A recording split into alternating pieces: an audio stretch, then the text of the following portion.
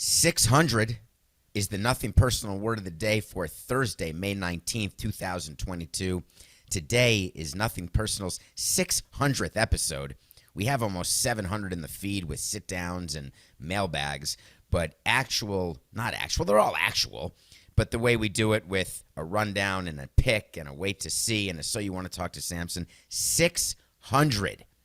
Remember 100 episodes when Coca did the sit-down? I know you guys do. You enjoyed that episode. So did I. And now, just like that, it's 100 more episodes. And we're going to keep going because you rate us, you review us so well. You tell your friends about Nothing Personal. You give us new records every single month. It's unbelievable. The people at CBS are like, wow, how's that happening? We must be doing so much to make this happen. It's actually Coca, and it's you all. So I wanted to say a quick thank you on behalf of Coca, who you heard at 500. You heard him again at 1,000. But I wanted you to know that most importantly, and you see this on Twitter when I DM some of you, make sure you know we do not take your time for granted.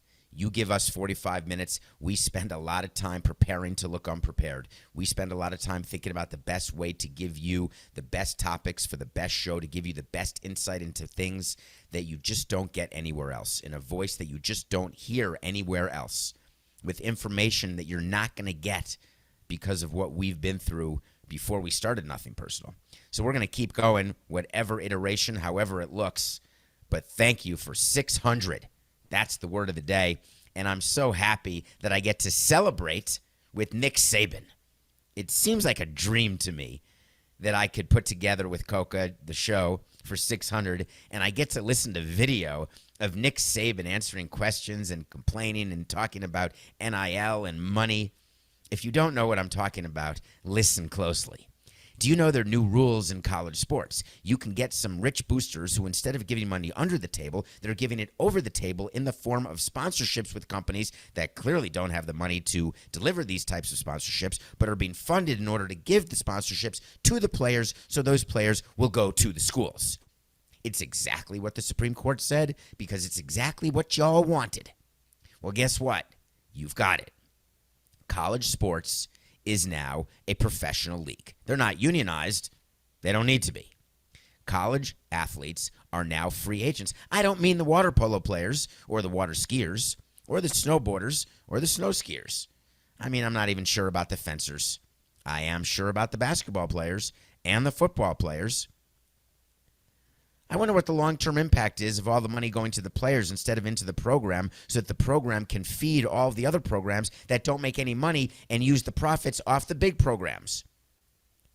I wonder if the people who are giving money to the players are still going to give money to the programs. So additional money so the players can get paid, but the programs can still have the budget they need to have all the other classes and athletes and sports. But in the meantime, no one can be surprised. We told you on Nothing Personal you were just creating free agency in college sports, and that's what you have. But then you've got Nick Saban, who already once or twice has complained about the new system, and he's complained about it in a way that makes me smile. Do you know when people are first taking steroids in baseball, and they're the first ones?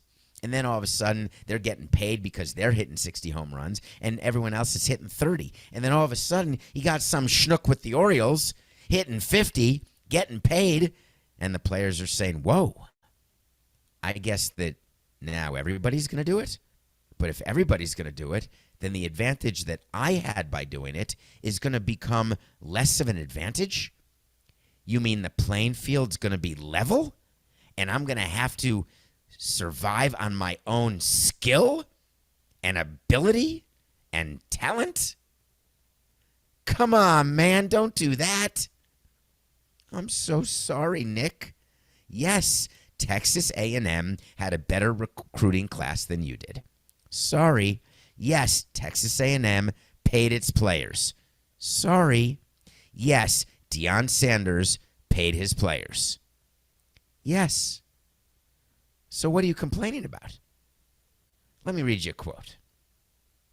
Nick Saban said, in his own inimitable way, that 25 players on Alabama last season earned NIL revenue totaling $3 million. But they did it, quote, the right way. He said we were second in recruiting last year.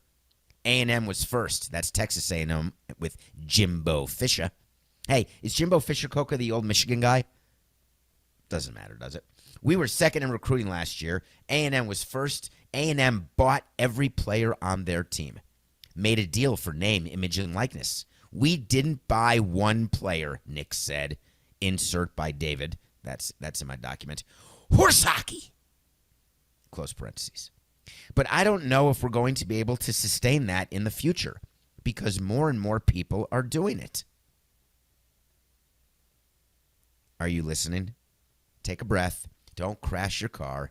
Don't laugh, and then all of a sudden you don't put on your left turn signal, and all of a sudden you're in the other lane if you don't have one of those cars that shakes when you're going in the other lane, which drives me insane because if you're switching lanes or you may switch lanes, you're looking to see if you can pass a car on a 2-lane road, and you get the... So just keep calm. Think about what Nick Saban just said. He is so angry that he was the only one taking steroids, and now everybody is. It makes me laugh. So what can be done about this? Nick Saban could just quit the way older people quit when they say the world has totally changed and my players don't hear me anymore. They don't listen to me. I don't speak their language. I can't communicate with them. It's time for me to pass the torch. He could go that direction. Or he could say, my name is Nick Saban, and the way I've been doing it has led to championships and success, and I'm not going to change. I'm going to be as stubborn as a mule. You've come across people like that, right? Don't tell me not to use my flip phone. What are you telling me that there's a phone that has a screen where you can be on the Intergoogle and look at pictures, and get emails just on your screen? No. I'm sticking with the flip phone.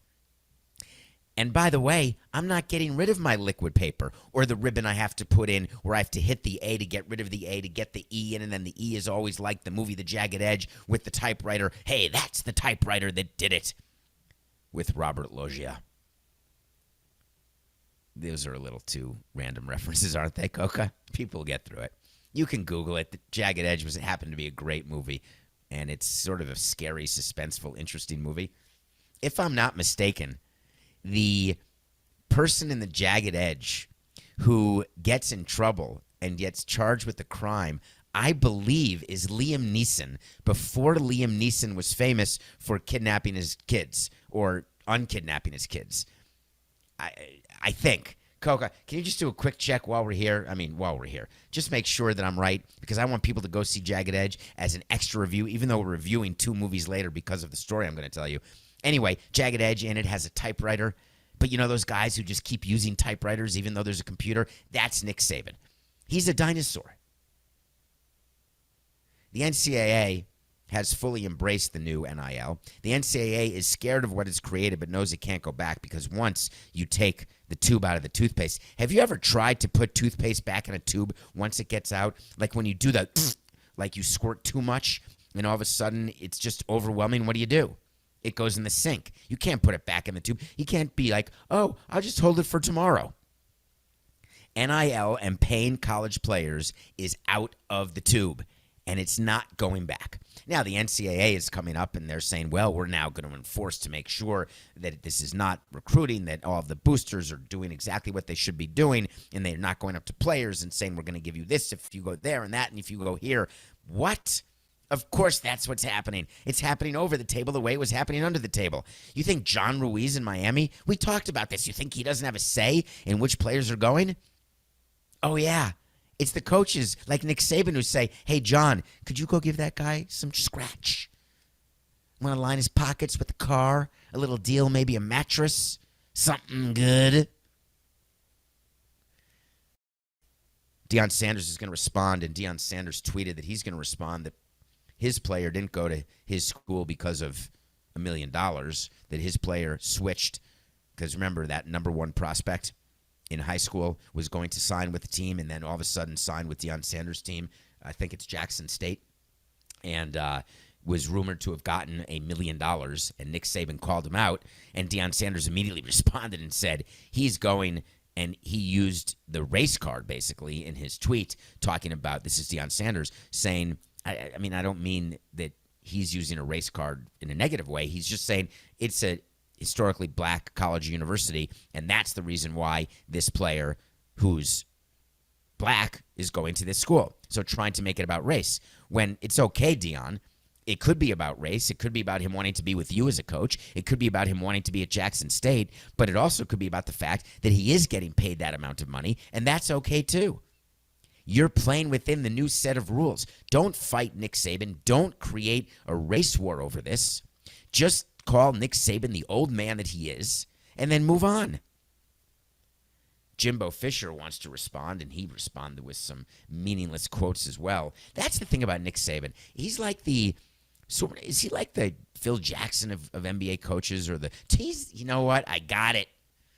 This is not rehearsed, Coca. Nick Saban is the Tony La Russa of baseball managers. Someone who's been around for so long, who pretends that they're so ready for what's coming in the analytics and all of the new contraptions, and I can get down and talk to players who are 20, who are the age of my grandchildren, and they can understand me, and we've got this kumbaya relationship going. Meanwhile, the players look at him like it's the grandpa from Little Miss Sunshine. They roll their eyes, and they say, "Get in the damn car."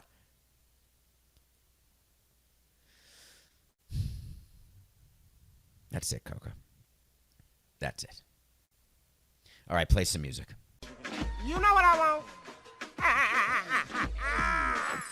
I want to talk to Samson. So you want to talk to Samson. That's when you get into Twitter at David P. Samson. Ask me a question. This is a good one. This does not come from Scott Riley or Matthew Coca. May come from Amanda. I don't know. Hey, David. As a Mets fan, I'm worried about Max and curious as to why whenever a player has an injury, we always hear that an MRI will happen the following day. Is there no MRI machine in the clubhouse or training room? Thank you for asking. Met fans have to be despondent. Yesterday, Max Scherzer, he's in the sixth inning of a game that they eventually won against the St. Louis Blues. The St. Louis Cardinals. Hello, it's Thursday. Wake up. All right, I'm on it. He felt a thing, a little tightness, a little spasm in his side. He motioned to the dugout. That is the worst nightmare when you're watching a game as a team executive. Way worse, because we're noticing it, and we see that there's something wrong because we're conditioned when we're watching a game. We're watching the pitcher's delivery. We're making sure the pitcher's repeating his delivery. We're watching to see how the pitcher lands while we're watching to see where the ball goes, while we're watching to see whether or not it's hit, while we're watching to see where the players are moving on defense, if they're supposed to be, where they're supposed to be, and doing what they're supposed to be, because every player is supposed to be moving on every single pitch a certain direction because they know what's coming and they know where the ball is likely to be hit, etc. Fine. So you watch a pitcher who all of a sudden has that sort of, it's not like what we saw with Jake Odorizzi when he got carted off when his leg exploded, or a Dave Dravecky who got carted off when his arm fell out. It's sort of when there's a wince, there's several things that we think as a front office, right? The wince is, it could be a cramp, right, which is nothing, could be dehydration. It could be some sort of pull, and then you have to figure out where the pull is. Is it a pull in the leg? Is it the knee? Is it the groin? And where you don't want the pull is in the oblique, sort of the intercostal area. And then you're also looking to see if he holds his arm or his shoulder, or he shakes out, because human beings do that when something hurts, right? They're just human beings. They sort of shake it out or try to make it like you see basketball players when they get a stinger, they'll open and close their hands, or pitchers will just shake their arm just to see how that goes, or they'll do a little stretch, which I can't do. Do I need a bigger blazer? I don't think I do. I just can't. Oh, there we go. All right, I can do it. I just didn't want my earpiece to fall out, Coca. So Scherzer winces. Out comes the trainer. Out comes Jeremy Hefner, the pitching coach. Out comes Buck Showalter, the manager. And in goes Max Scherzer into the clubhouse. He's hurt. After that, he meets the media. The team releases their media relations people to tell what's going on. And all they say is, which is what you're supposed to say, is we hope everything's okay, but we'll know more after an MRI. So why MRI? First, there are no MRI machines inside clubhouses. If you haven't been inside an MRI machine, they're quite large and require a control room, if you will, because it's magnetic resonance imaging. It's like you don't want to be in there when it's happening. because then you're being exposed to things that you don't want to be exposed to. So you've got people in the back room who are hitting buttons and taking pictures. It's like a machine that takes 1 million pictures, one of those iPhone 29s where you press it once and it does the blurt where you just get 50 photos with one press of a button. So sort of that's what an MRI is. But the way teams work is they have deals with hospitals. Those hospitals are sponsors of the team. So if you go to any ballpark, you will see a sign somewhere for a hospital system or a set of doctors. And the deal is they pay us, we use them, but we get access immediately. First thing in the morning, we always tell the player, can you be there by 8 o'clock? The player will say, no. Can we do it at 9? We'll say, we'd like to just get this out of the way. Some players will say 11. Either way, whenever we want a player in an MRI machine, we don't have to make an appointment. We make the call to the team doctor, and it's done. The player gets in the MRI machine. The player gets out 20 minutes later, 40 minutes later, 60 minutes later. And 2 minutes after that, the MRI is read. And 2 minutes after that, information is given to the general manager, who gives it to the trainer, and then gives it to the president, gives it to the owner, and then we decide when we're going to give it to the media.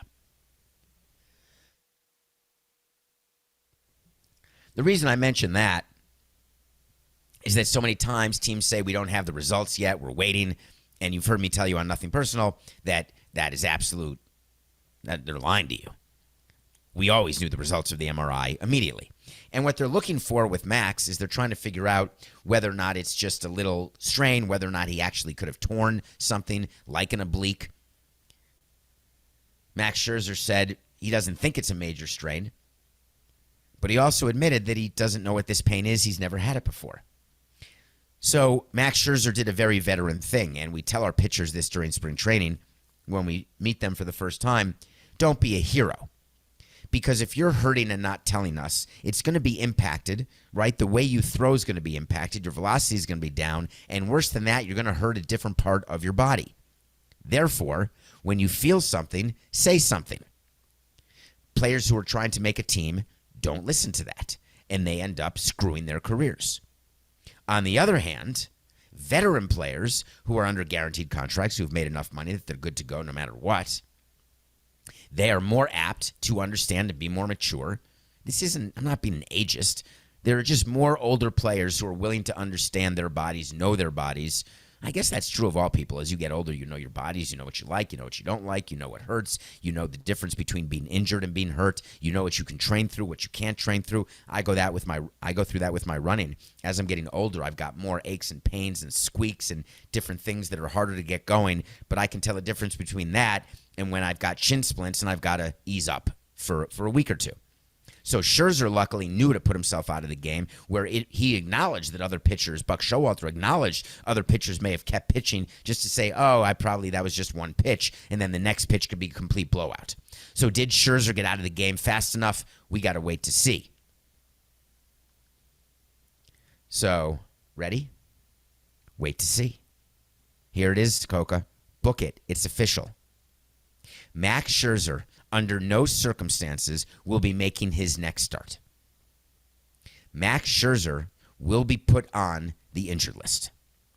And the reason I know that is that I have no inside information.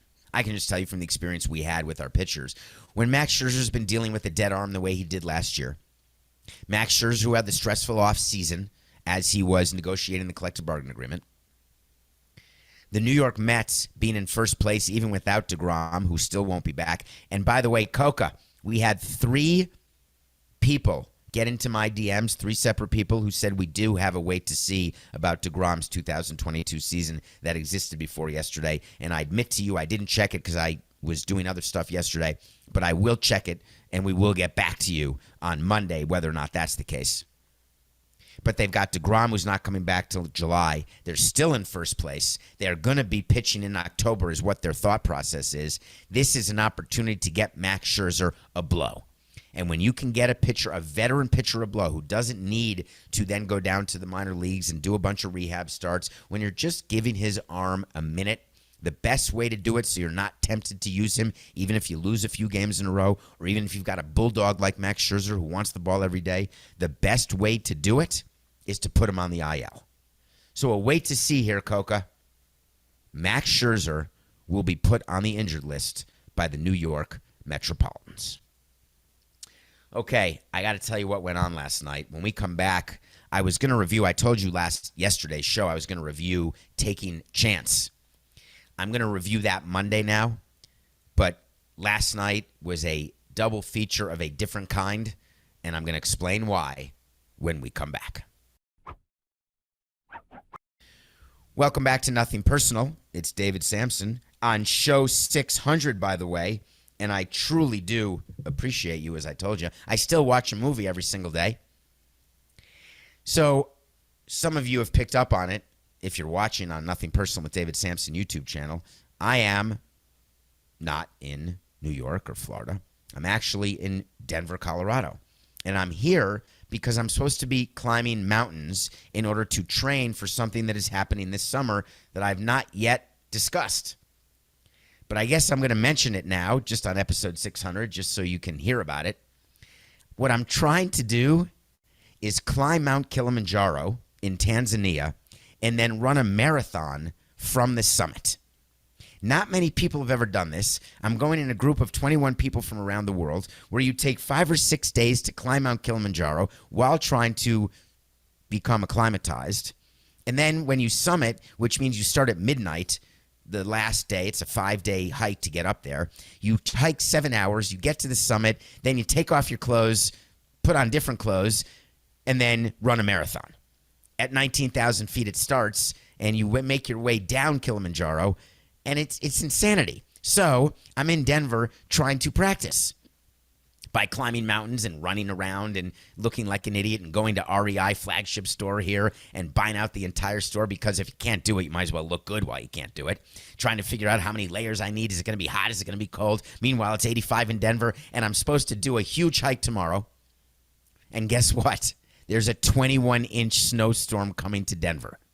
So I said to myself, all right, I'm going to watch a double feature because I'm not going to sleep. I'm all nervous. I'm getting ready. I'm getting my poles and my gear, my hydration, my fuel. I've got shoes and socks and skivvies. Everything's good. Chapstick, which I haven't been using, which I should be using, yada, yada, yada. I watched Infinite Storm with Naomi Watts, and I doubled it up by watching Vertical Limit with Chris O'Donnell and Scott Glenn, because I was trying to think to myself, am I really going to start a training climb that's going to be about a 12-hour climb? Am I doing that where there's a risk of becoming frozen on the hill and dying? Like, is that my plan?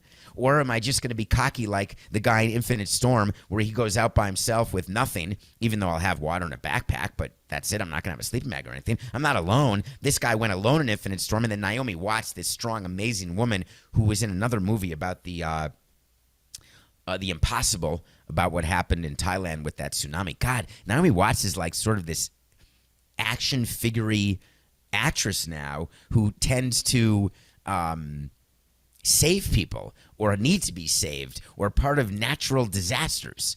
So the guy climbs the mountain in Infinite Storm. He's doing a hike, and then snow comes in, and he's frozen. He's stuck. So what they do is she saves him. Is that a spoiler? Why do I ask you to see Infinite Storm? It's just cool, right? It's cool to see anybody do what Naomi Watts did. It's cool to see people whose life choices, why they make the choices they make, how they do what they do. They're not living in New York City. They're not in the concrete jungle. And there's something about the community, and I'm finding that in Denver. It's very interesting when you go into that REI store. It's just people who love the outdoors. The guy who took care of me when I was telling him I needed a bunch of clothes for Kilimanjaro, he said, really? You know, I did that with 20 L's, and I didn't bring one pair of underwear. I said, okay, sign me up. And then Vertical Limit was the movie I watched to make sure that I would be smart enough not to actually do the hike tomorrow if the 21-inch storm comes. That's the one with Bill Paxton. May he rest in peace, the guy from Titanic. Bill Paxton, the one who tried to find Titanic. You've seen him, right? In Indian Summer, he was in that movie. He's been in a bunch of great movies. And Chris O'Donnell, and they're trying to save each other and themselves, and they're buried, and there's avalanches, and they're trying to not have explosions. People are frozen and dead. So here's the bottom line. The bottom line is both movies are worth watching, But don't let it convince you not to do these cool outdoor things, because if you're smart and careful, then you're probably not going to end up like frozen pizza. If you're not smart, you're going to need to be rescued, watch Infinite Storm, or if you're even stupider, you're going to need to be dead like Vertical Limit. So I did. What'll I do tomorrow? I'm giving you all a mailbag episode because I hope to be climbing. And if not, then I'm going to be reclining in Colorado, having visited more than just the REI flagship store. We will review Taking Chance Monday, Coca. I promise you. Okay, let's talk about what happened with in Miami yesterday, just to briefly touch on it, because I do want to get to soccer, and I do want to get to what happened, two parts of soccer. This is a two soccer story? Well, one's football, one's soccer. Well, yeah, one's football, one's soccer. Messi, ever heard of him? The most famous player. He's like my size, plays for Paris Saint-Germain. Yes, he's getting older. Did you read that he's coming to Miami? Inter Miami and David Beckham have made a deal to give him 35% of the team, a value of about $200 million, given the value of the team right now, which was given to Beckham at a value of $25 million. So once he's done with this 2-year, $41 million deal with PSG, he's going to do what Beckham did and what other players do, make all your money when you're good, then come over to the United States of America, bring your family, get paid when he can't play much anymore. But did it matter for Miami? One of the great and least kept secrets, one of the greatest marketing moves ever for Inter Miami as they open their new ballpark, whenever that will be, that got approved whenever it got approved. Is that a business deal that David Beckham wanted to do? Here's a little nugget for y'all. The business plan that the Mas brothers, Jorge Mas, who owns Inter Miami, and David Beckham, when they put that business plan together and bought out the shares of Marcelo Claure, who actually was one of the original investors with Beckham to get an expansion team somewhere, hopefully Miami, way back when, the business plan always called for bringing in a quote-unquote Messi type. It was always supposed to be Messi, but things can get messy, and you may have to go with a different player like a Ronaldo or something, but their plan was to bring in an anchor tenant. They believe that David Beckham is not that, because he is far more on the business side, running the football operations, figuring out what's happening on the pitch and designing the kits and all the different things he's doing, like going to Formula One races and shaking hands and being seen at different ceremonies in LA and Miami and all that kind of stuff.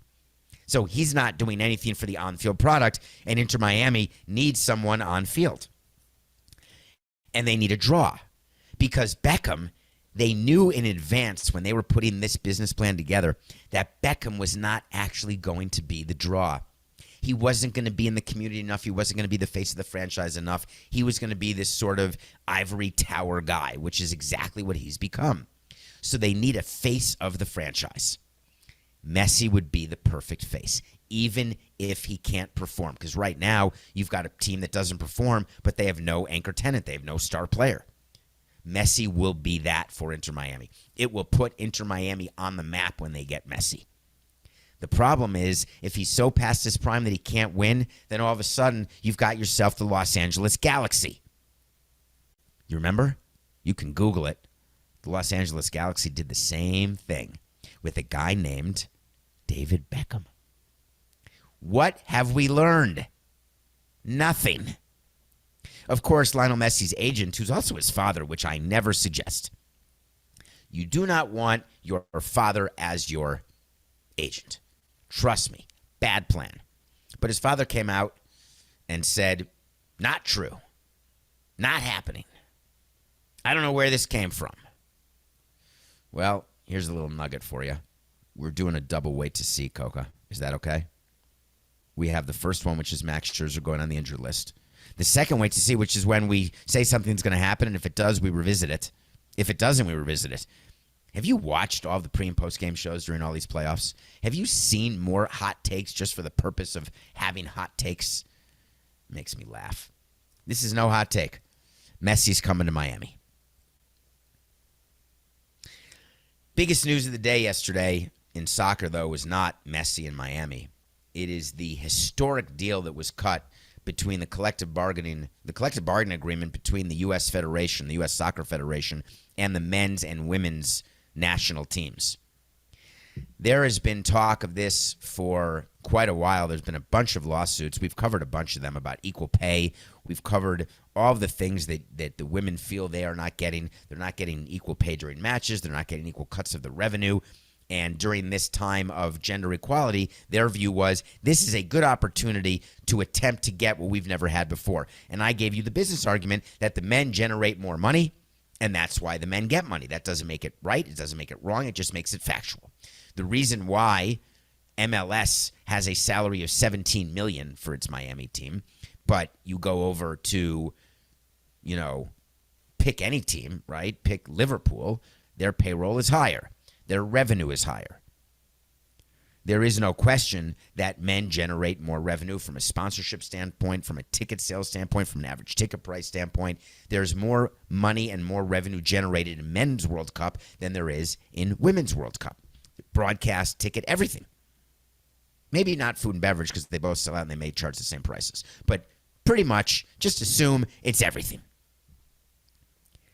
So there's always been a business reason, which doesn't make it right. It just makes it so.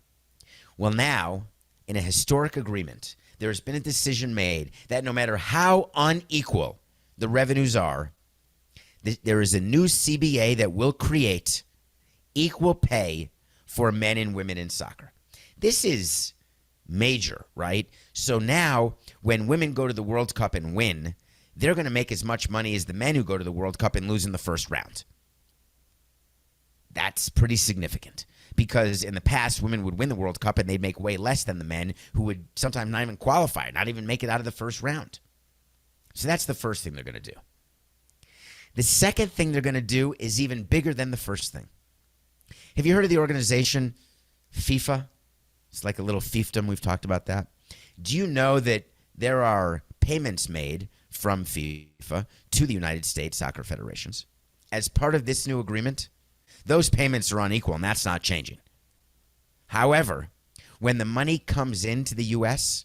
uneven and unequally, that money will then be distributed to men and women soccer players equally. That's pretty epic. The fact that the men agreed to this is incredible. And I'm not saying they should have or shouldn't have. I'm just saying that what happened here is like in baseball, in a collective bargaining agreement, when veteran players would say to themselves, yes, I make $10 million a year, but I'm going to make sure I only can make $5 million a year, and we're going to take the other $5 million and we're going to give it to the young players. There are players in baseball who did that. It's not the rich ones, though. It's the middle-class players, right? In baseball, when the minimum salaries go up or there's a pre-arbitration pool, that money's going to come from somewhere. Owners aren't just going to all of a sudden increase payroll. It's like when the cost of gas goes up. Do you find that your air ticket prices, are your airline prices going up? Does it cost more now to fill your car? Do you get fuel surcharges when you're getting deliveries? People pass along costs because they do not want to cut into their profit, and they are going to take it from the consumer, and they're going to keep taking it from the consumer until someone says something, and the only way you can say it is by not consuming. So the men in soccer who are willing to do this, there is no path that I can see in this new agreement that will bring them to the place they were, that will give them the piece of the pie that they have been eating this entire time. It's not like the pie is going to get bigger, except that's what they were sold. During the course of this agreement, men were told, listen, this is really good. This is going to help with sponsors. Everyone's going to want to do business with us because we are gender equal. So you're a company like Visa, and you give $10 million a year, and $8 million of that goes to the men, $2 million of that goes to the women. That's $10 million. Now, instead of the men getting 8, they're going to get 5, and the women, instead of getting 2, they're going to get 5. But then what the men were told is, don't worry, we're going to Visa, and they're going to give us 12 and not 10. So you're going to get half of 12, which is 6, which is $1 million more than you would have gotten by splitting with the women. And then the men say, but wait a minute, we were getting 10. and they were getting 2. Do you see how the math can be spun to make it seem to people, hey, this is going to be great. We're all going to make more money, so we're going to get a smaller piece of a bigger pie. Executives do that all the time. It's a little secret. We always, when we're lowering your commission structure or when we're lowering ticket prices, we'll say, hey, we're doing this because we're going to sell more tickets and we're going to get more revenue and we'll have more money in commissions to give you. It's such a bunch of crap. Oy vey. I'm sort of fascinated by it all. I really am. There's a revenue sharing component to this that is also going to be interesting for the men and the women. So the details of the deal are not as important, I guess, because it's not that I'm saying that I'm against the deal, because I'm not. What I'm saying is that it is historic, but I don't want you to be fooled. The men gave here. This is a victory for women's soccer. It may be an overdue victory. It may be not even a big enough victory, but make no mistake. This is a clear victory for women's soccer and for what they did, the lawsuits that they filed all the way. I mean, those lawsuits went all the way, May. And the reason they did is that they wanted equality. I'm in for gender equality, but I'm also in for performance-based incentives. I'm also in for people getting paid for what they generate. We're going to see how this plays out, but one thing that you should be concerned about is that if this doesn't work, there will be tremendous problems when this CBA expires in 2028. So we've got 6 years of peace, but it's sort of like the baseball agreement from 2016, where the minute it was signed, the players were angry, and that led to all the issues that happened in 2022 when they were negotiating the new agreement. You're not going to get, because we're talking gender equality here, you're not going to get the men to come out and say, this is terrible, we're not excited, we're not happy. It's going to be a lot of wait to sees. If this works in the way I think it will work, in that there will not be extra money generated, in that the men will not feel as though that they have gotten enough for what they've given up, I believe in 2028 you are going to have a tremendous fight on your hands. We'll see what happens. I didn't think the Warriors were going to put up a fight, and they didn't. We're 62-48. We're back to being, are we hot or not? I cannot keep track. I guess 14 over is not terrible after 110 picks, 62-48. And I wanted to say that the Mavs, who did I say? I didn't say the Mavs. The Mavs would put up a fight. I said Warriors, sorry. I meant the Mavs. Remember, I chose the Warriors over the Mavs as my pick of the day because I told you what the Mavericks did to the Suns in Game 7 when they hit every shot and scored 197 points, that they were going to have another letdown just the way the Celtics did after beating the Bucks in Game 7. Does anyone remember that? Well, if you watched the game last night, you saw the Warriors cover. We're 62-48. Warriors -5 over Mavs. That was an easy one. All right, tonight's game. It's Game 2 of the Heat Celtics. The Celtics came to Miami. When you're the road team in a 7-game series, you are worried about one thing. Get the split. If you can get the split winning one of the first 2 games, it doesn't matter if you lost the first game by 100. It doesn't matter if you had injuries. It doesn't matter if the other team played poorly in one, played great in one, won on a last-second shot, a bad foul. None of it matters. The Boston Celtics go into tonight's game knowing that all they have to do is win tonight, and they are on their way toward the NBA Finals. The Celtics are still not favored. Ironically, the Heat were favored in Game 1, but not favored to win the series. Then the Heat won Game 1, as they were supposed to win according to the betting line. I don't know if they're now favored to win the series, but I now know that without Al Horford, Marcus Smart may be back. They were very much missed on the perimeter. Maybe. Inside? Maybe. Celtics +4 now? On a game that there's more pressure on the Heat to win than the Celtics? We're taking Celtics +4. I still love the Heat. The Heat could still win in 5, but that line is just way too big. And my guess is the Heat have now moved to series favorites because now they have to be beaten 4 out of the next 6 games. Oh, they're -150, Coca. Thank you. Good whisper. You're on it. So Heat are favored. I got to tell you, this series is far from over. The Heat looked really good. Jimmy Buckets played out of his mind. He's obviously a primetime player. Really, really, really good. But they're going to need 4 of those types of games, and those are hard to do. They just don't have enough depth while the Celtics do. So it'll be interesting to see what happens today. But we're going to do the Celtics +4. Okay. Ooh, did you see what happened in Minnesota? You know, I know there are executives who are listening, and I know that you don't want to believe it's true. But when I tell you that don't trade with the Tampa Bay Rays, don't trade with the Tampa Bay Rays. When I suggest to you that A.J. Preller of the San Diego Padres has multiple sets of medical books and is not forthcoming with the way he negotiates with you, and to trade for a pitcher from the Padres would probably not be your best plan, you may want to listen. A former player of ours, who we traded actually to the Padres, who we got crushed for trading Chris Paddack to the Padres for Fernando Rodney, who, by the way, hadn't given up, and I'm going to keep saying it till the day I die, he hadn't given up a run. He was an all-star when we traded for him. Of course, he regressed to the mean so quickly. He was so bad at the end of 2016 that I can't even possibly tell you. And we traded Chris Paddack, and that's a trade. People say, would you do that trade again, giving up the great Chris Paddack to get Fernando Rodney, who sucked for you? Yes. When you've got Stanton, Yelich, Ozuna, you've got Jose Fernandez in your rotation, you've got a chance to make the playoffs for the first time in your new ballpark. Yes, you are trading for the best closer that particular season, hoping he can continue and bring you through October.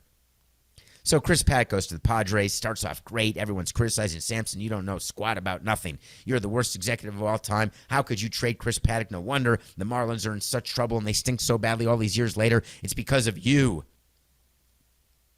And I said that when we traded Chris Paddack, we were told that he's a 4 or 5 starter, maybe even a swing guy, maybe a long guy in the bullpen. We weren't told by our people that we were trading an ace. We wouldn't have traded an ace for Rodney, but a 4 or 5 starter who's performed well in the minor leagues so we can trick another team into thinking that he's going to be a better player than he's going to be. Hell yeah, that's a trade I'm going to make. So Chris Paddack goes to the Padres. Then they trade him to the Minnesota Twinkies. The Minnesota Twins get Chris Paddack, and they're thinking, wow, everyone's saying it's got to be the White Sox. It's just the White Sox.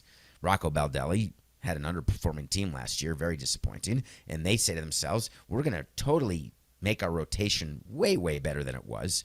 We're going to bring in guys. We're going to get depth. We're going to take some money off the books, add some money back on. We're going to make a really interesting trade with the Yankees and see if we can reclaim Gary Sanchez and Gio Urshela. They bring in Chris Paddack. He starts for them 5 times, and news came out yesterday. That's it. Tommy John. It's a nightmare, right? They traded Taylor Rogers to the Padres to get the starter Chris Paddack. I'm not going to say Chris Paddack was hurt when he got there because I'm not going to call him Colin Ray. I'm not going to say that A.J. Preller totally misled the Minnesota Twins. I'm not going to do it.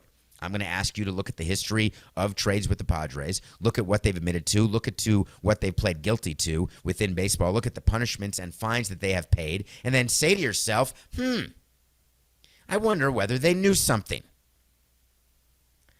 Chris Paddack started 5 times for the Twins. 5 times. He's done until 2024. We're only in 22. The rest of this year and all of next year. The timing of pitchers getting hurt now is always the worst nightmare. Literally. Because the general rule is for a starter, a bullpen guy you can say 9 to 10 months if you're lucky, but a starter is going to be 12 months for sure. 12 months once you're in the season, 12 months from now is May. That means he's missed all of spring training. He's going to have to completely start spring training, build up, and it's just not worth it. Maybe he'll come back for a start or 2 at the end of 2024. I know that Syndergaard did that. Jose did that, actually.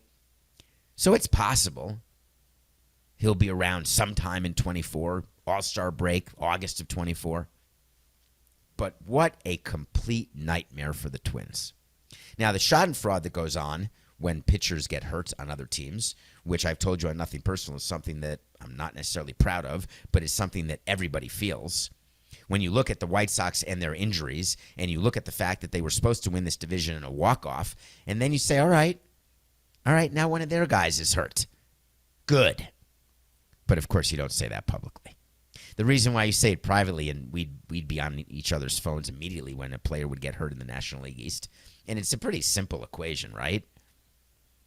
You're responsible for your team. You care about your team. You pretend you care about other teams and about other players in the sport and everything else. Sometimes presidents have to take a macro view when they're in owners' meetings or on committees. But at the end, you're worried about your team only.